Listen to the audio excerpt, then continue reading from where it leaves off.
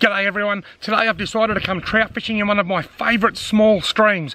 And when I say small, it really is small. This creek is tiny, as you will see in this video, and at the moment it is very, very low, which is quite concerning given that it's only the first week of November. It pains me to think what this stream's going to look like in the middle of February. But anyway, I'm going to go now and see if I can catch a fish. I haven't got very high expectations due to the low water, but there's only one way to find out whether the fishing's any good, and that's to go and try. So let's go fishing.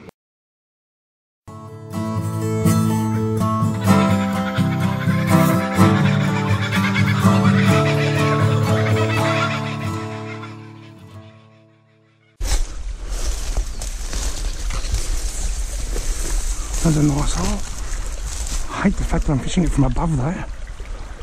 Plus I'm using a nice Finesse little plastic. Whoa, there's a trout followed that. First cast, that one, and it's not a bad fish either. Probably 30 centimetres or so. There he is again. He's very, very flighty though. Today I'm using the Strike Tiger Micro Minnow. This is the smallest soft plastic from their range, and I'm using this really small little jig head, which is also the smallest jig head from their range. I'm going super small. Trout of all sizes will eat small food items. When you're Murray cod fishing, you like to present them with a really big meal, but trout love small stuff as well. Fish this pool from back here. I've just seen a bit of movement, which may indicate that I may have spooked something. Here comes one. Ooh, ooh. He's following it. He hit it. He hit it. He's only a small trout, but he hit it gently. Right. Bit of Strike Tiger trout oil. Lure scent.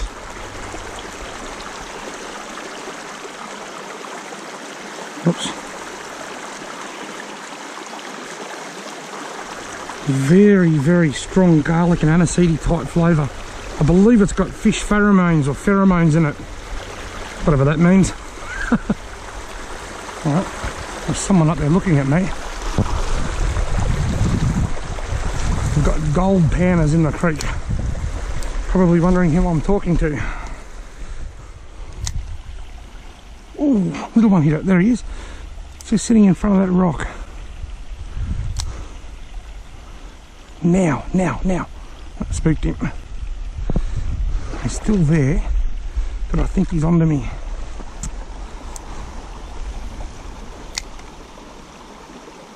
Got him. Oh, I lost him. I hooked one up there in that top little pool. He jumped over that rock into this pool and then spat the hook.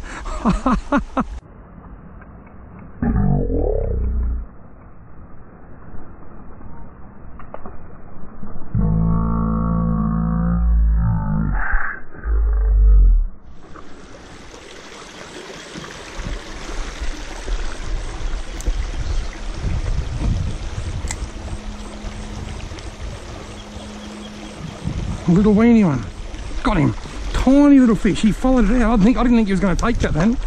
He followed it and followed it and followed it. He followed it 3 or 4 casts in a row, and I didn't think he was going to take it, but eventually he did.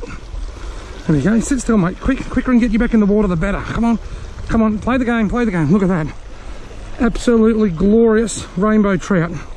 All right, mate. Back in the drink. Straight back in the drink. There he goes. Well, he's lost his balance. Sometimes I might look a bit unwell. There he goes. Sometimes when you flip him in the shock, you'll see him floating down sideways like he did. All you've got to do is turn them upright and away they go. And that's what happened with him. He floated down here about 1 metre, and as soon as I turned him upright, he bolted before I even had a chance to get my hand around him. Not the sort of place you'd like to be walking if you're scared of snakes.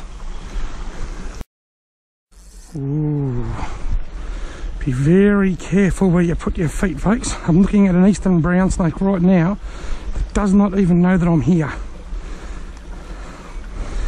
I made a video just recently about how skittish the eastern brown is. See him sitting just there? He's just noticed me now. If I go down there and put my foot next to him, he'll get aggro.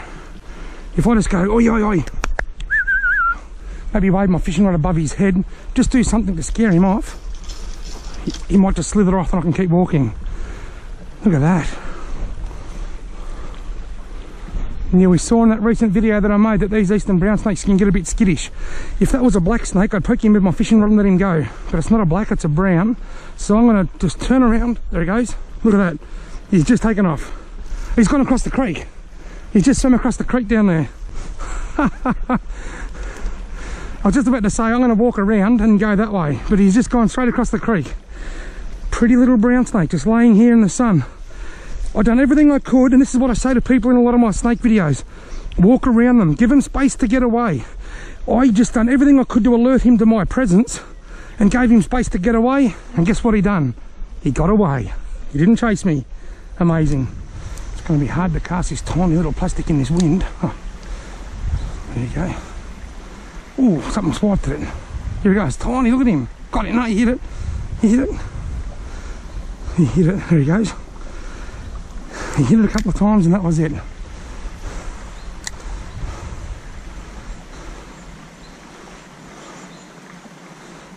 he comes again. Got him. I'll leave him in the water while I wet my hand, because this time of the year you don't have long out of the water with them. Righto, mate, come on, quick. No stuffing around, get you back in. Another lovely little rainbow trout, and he's still got his paw markings along the side there. Beautiful little fish. Righto, mate, now I'll get this hook out and get you straight back in. There you go, mate, off he goes. He's gone, he's fine. I didn't even see which way he went. I think I actually felt him bump into my foot. Have a look at this hole. Oh look, there's something swimming around there now feeding. See that? He's feeding, which means hopefully he'll feed on my lure. But before I cast to him, I've got to ask you something. What's the difference between a dirty bus stop and a yabby with big boobs? One is a crusty bus station and the other one's a busty crust station. All right, let's catch these trout.